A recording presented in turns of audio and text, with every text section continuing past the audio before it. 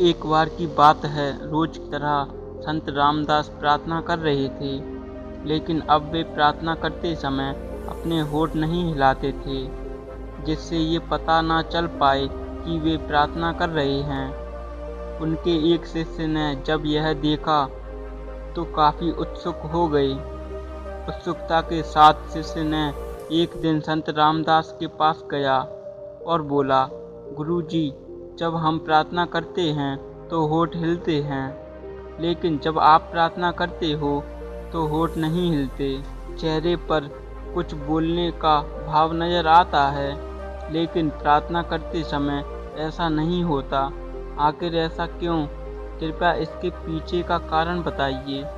संत रामदास ने कहा कि एक बार जब मैं राज्य की राजधानी से गुजर रहा था, तो मैंने देखा कि महल के द्वार पर राजा अपने सैनिकों के साथ खड़े थे और उनके सामने एक भिखारी था।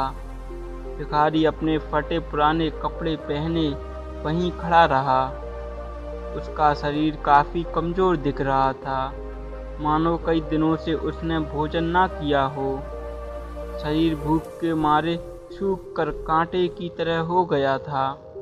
ऐसा लग रहा था कि वह किसी भी पल नीचे गिर सकता है। उसके पूरे कमजोर शरीर में सिर्फ आंखें ही उम्मीद से चमक रही थीं। तभी राजन उसके पास आए और पूछा, तुम्हें क्या चाहिए? भिखारी ने अपनी कमजोर आवाज में जवाब दिया कि राजन, मुझे क्षमा करें, मैं आपसे एक कहना चाहता हूँ। मैं इतनी देर से इस हाल में सहायता की आशा लगाए खड़ा हूँ। अगर मेरा हाल देखकर आप नहीं समझ पाए तो मुझे नहीं लगता कि बताने की कोई ज़रूरत है। और आखिर बताने के लिए बचा ही क्या है? राजा, आप मेरी हालत देखिए। मेरा अस्तित्व ही आपसे पुकार पुकार कर सहायता की मांग कर रहा है। उसकी बात सुनकर पहले तो राजा को थोड़ा गुस्सा आया, लेकिन भिखारी की बातों को समझने के बाद राजा बातों में छुपे गहरे अर्थ को समझ गया और सैनिकों को आदेश दिया कि उस भिखारी के लिए खाने और साफ कपड़ों की व्यवस्था की जाए।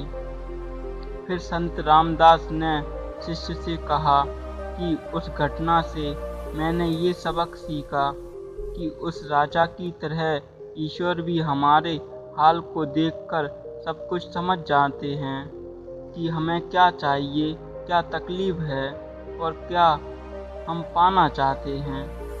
इसलिए उस दिन से मैंने प्रार्थना करना बंद कर दिया। मैं बस भगवान के द्वार पर खड़ा होकर उनकी सच्ची भक्ति करता हूँ। मन ही मन उन्हें अपनी तकलीफ़ों के बारे में बता देता हूँ। मैं जो पाना चाहता हूँ उस बारे में बताता हूँ। गुरु जी की इस बात को सुनकर शिष्य के मन में एक और सवाल उठ गया और उसने उत्सुकता के साथ होकर कहा, गुरु जी, एक बात बताइए कि प्रार्थना करने का उद्देश्य क्या होना चाहिए?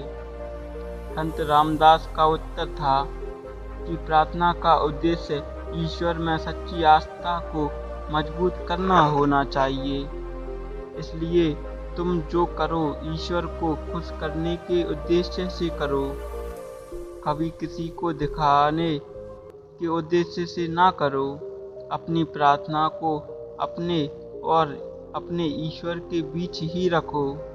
अगर तुम्हारी आस्था मजबूत होगी तो ईश्वर तुम्हारी प्रार्थना को जरूर पूरी करेंगे, लेकिन अगर आस्था कमजोर होगी तो तेज तेज चिल्लाकर प्रार्थना करने से भी कोई फायदा नहीं।